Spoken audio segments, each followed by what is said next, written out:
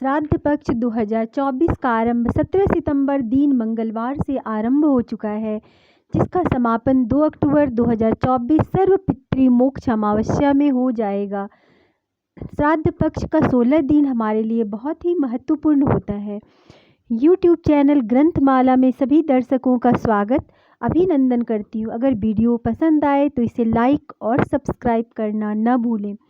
ज्ञात अज्ञात पितरों की आत्मा की शांति के लिए तांबे के लोटे में जल भरकर एवं घी का दीपक जलाकर गीता के 7वें अध्याय का पाठ करें। सूर्य को जल दें। अपने दोनों हाथों को ऊपर उठाकर श्रद्धापूर्वक उन्हें प्रणाम करें। कहा जाता है कि श्राद्ध पक्ष में पितरों के निमित्त धूपदान, पिंडदान, तर्पण आदि करने से उनकी आत्मा को शांति मिलती है। श्रद्धापूर्वक भक्ति भाव से किया गया गीता का पाठ भी उन्हें मोक्ष की ओर ले जाता है। भगवान कृष्ण के गुरु अंगिरस ने भगवान कृष्ण को गीता का उपदेश दिया तथा भगवान कृष्ण ने अर्जुन के माध्यम से संपूर्ण संसार को गीता का उपदेश दिया।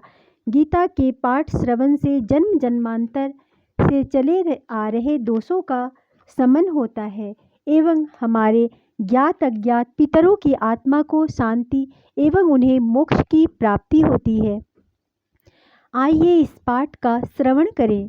श्री कृष्ण ने अर्जुन से कहा, हे पार्थ, मुझ में मन लगा करके मेरे स्वरूप का संशय रहित पूर्ण मन से सुन। वह पूर्ण ज्ञान मैं तुम्हें सुनाता हूँ, जिसको जानने से तुमको इस लोक में और कुछ जानना शेष न रहेगा। सहस्त्रों मनुष्यों में कोई एक मनुष्य ही सिद्धि प्राप्ति के लिए यत्न करता है। उन यत्न करने वाले सिद्धों में से भी कोई एक ही मुझे ठीक से जान पाता है। पृथ्वी, जल, अग्नि, वायु, आकाश, मन, बुद्धि, अहंकार, यह 8 प्रकार की प्रकृति माया है। इस प्रकृति को जड़ कहते हैं और हे महाबाहो, इससे दूसरी प्रकृति चेतन है, जिसने संपूर्ण जगत धारण किया है। इन दोनों प्रकृतियों से सब प्राणी मात्र उत्पन्न होते हैं। ऐसा जानो, यह प्रकृतियां हमसे ही उत्पन्न हुई हैं। इस प्रकार जगत की उत्पत्ति और प्रलय का कारण मैं ही हूँ। हे धनंजय, धागों में जिस प्रकार मणि पिरोई जाती है, उसी भांति यह संसार मुझ में ही गूंथा हुआ है। मुझसे परे और कुछ भी नहीं है। हे कुंती पुत्र, जल में रस मैं ही हूँ, चंद्रमा और सूर्य में प्रभा मैं ही हूँ, संपूर्ण प्राणियों में सनातन बीज रूप मैं ही हूँ, पुरुषों में धर्म के विरुद्ध न जानने वाला कर्म मैं ही हूँ। सत्य, रज, तम, ये तीनों गुणों के प्रभाव से यह सारा संसार मोहित रहता है। इस कारण मुझ अव्यय परमात्मा को कोई नहीं जानता। जो मुझे अनन्य भाव से भजते हैं, वे इस माया को पार कर जाते हैं। जिन पुण्य आत्माओं के पाप नष्ट हो गए हैं, वह पुरुष द्वंद्व के मोह से छूटकर दृढ़ निश्चय करके मेरी भक्ति करते हैं। जो अधिभूत, अधिदेव और अधियज्ञ, इन सब में व्यापक मुझे जान पाते हैं, वे समाधिस्थ पुरुष मनन काल में मुझे जानते हैं। आइए 7वें अध्याय का महात्म्य जाने। श्री नारायण जी बोले, हे लक्ष्मी, अब 7वें अध्याय का महात्म्य सुन।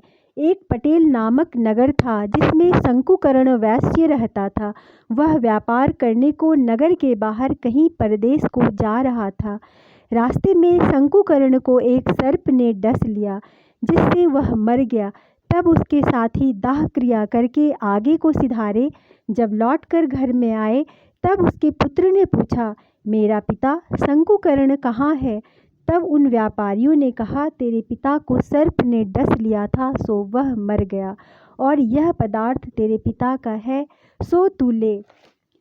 पुत्र ने कहा, जिस सर्प ने मेरे पिता को काटा, मैं उसको मारूंगा। उन व्यापारियों से कहा, चलो वह जगह मुझे बताओ जहाँ मेरे पिता शंकुकर्ण मरा है। व्यापारियों ने वहाँ ले जाकर खड़ा किया। देखा तो वहाँ एक वामी है, जिसे वह कुदीले से खोदने लगा। जब छेद बड़ा हुआ तो वहाँ से एक सर्प निकला। सर्प बोला, तू कौन है? मेरा घर क्यों खोदता है?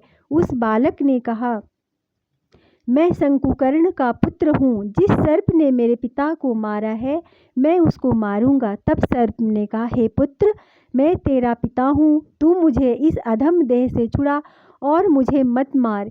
यह मेरा पूर्व जन्म का कर्म था, सो मैंने भोगा। तब पुत्र ने कहा, हे पिता, कोई यत्न बताओ जिससे तुम्हारा उद्धार हो।